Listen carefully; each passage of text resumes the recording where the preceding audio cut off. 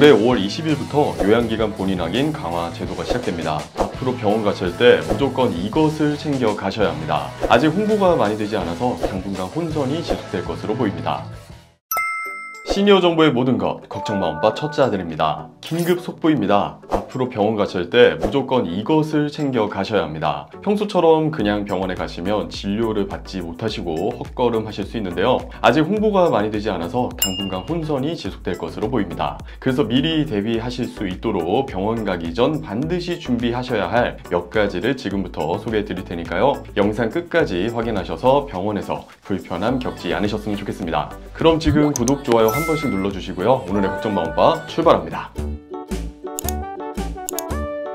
올해 5월 20일부터 요양기관 본인 확인 강화 제도가 시작됩니다. 작년 국민건강보험법이 일부 개정됨에 따라 시행 시기가 다가온 건데요. 이에 따라서 전 국민 모두 병원에 주민등록증이나 운전면허증 등을 지참해야 건보 적용을 받을 수 있게 됩니다. 외국인의 경우에는 사진과 외국인 등록번호가 포함된 증명서를 제출하면 된다고 하는데요. 본인 확인이 제대로 이루어지지 않는 경우에는 과태료도 있습니다. 이건 환자분이 내는 과태료가 아닌 요양기관, 그러니까 병원에서 내는 과태료예요. 건강보험법 시행령 일부 개정령 안에는 요양기관이 본인 여부를 확인하지 않았을 때 부과하는 과태료 기준이 명시되는데요. 구체적으로는 1차 위반 시 30만원, 2차 60만원, 3차 100만원이라고 합니다. 개정안을 보면 환자 본인 여부를 확인할 수 있는 신분증이나 건강보험증을 대체하는 신분증명서들이 법령에 명시되어 있는데요. 전자서명법에 따른 전자서명, 정보통신망법에 따른 본인 확인이 제공하는 본인 확인 방법, 행정기관의 장이 발급하는 전자적 방식의 신분증, 그 밖에 복지부 장관이 고시하는 방법들이 있다고 하는데요. 한편 이런 경우에는 본인 확인 여부가 필요 없다고 합니다. 바로 보건복지부령으로 정하는 정당한 사유라고 하는 내용인데요. 소개해드리면 19세 미만인 경우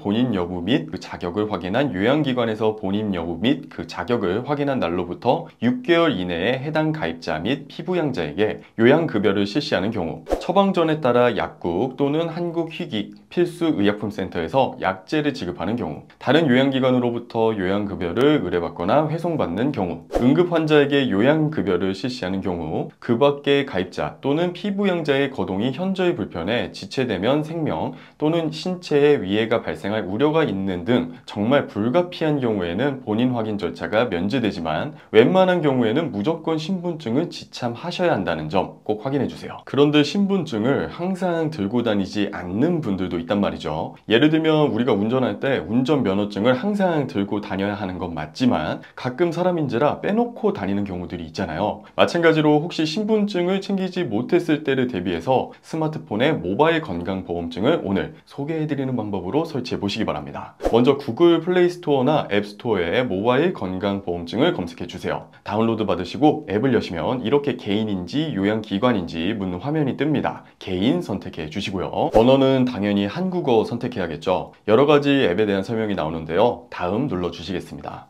기능 접근 권한도 확인 눌러주실게요. 약관 동의해 주시고 확인. 그러면 메인 화면이 뜨는데 이제부터 모바일 건강보험증을 받기 위한 본인 확인 절차가 필요합니다. 아래에 있는 본인 확인하기 버튼 눌러주실게요. 본인 확인에 대한 설명입니다. 다음 눌러주시고요. 본인 인증 방법을 선택하셔야 하는데 간편하게 휴대폰 인증 선택해서 다음 눌러보겠습니다. 평소에 하시던 휴대폰 본인 확인 절차를 그대로 밟아주시면 이렇게 본인 인증 완료 화면이 뜨고요. 확인 누르시면 비밀번호를 설정해야 합니다. 비밀번호 4자리 설정하시면 생체 인증 로그인 화면이 뜨는데 저는 이건 나중에 하기로 해보겠습니다. 여기까지 하시면 모두 완료하신 거고요. 이런 식으로 모바일 건강보험증이 뜨게 되고요. 이걸 병원에서 신분증 대신 보여주시면 되겠습니다. 아래를 보시면 QR로 개인 인증하는 부분이 있는데 이건 시범 운영 중으로 일부 병원에서만 사용 가능하다고 해요. 앞으로 병원에서 본인 인증을 좀 더 간편하게 진행하기 위해서 정부에서는 QR 인증 시스템을 더 강화하겠다고 이야기는 했지만 아직까지는 미비한 것 같습니다. 건보공단 관계자에 따르면 본인 확인은 반드시 QR코드만 사용해야 하는 것은 아닌 만큼 본인 확인제도 시행 과정에서 요양기관과 환자 간의 불필요한 부담 가중을 줄이기 위해 제도 자체에 대한 홍보에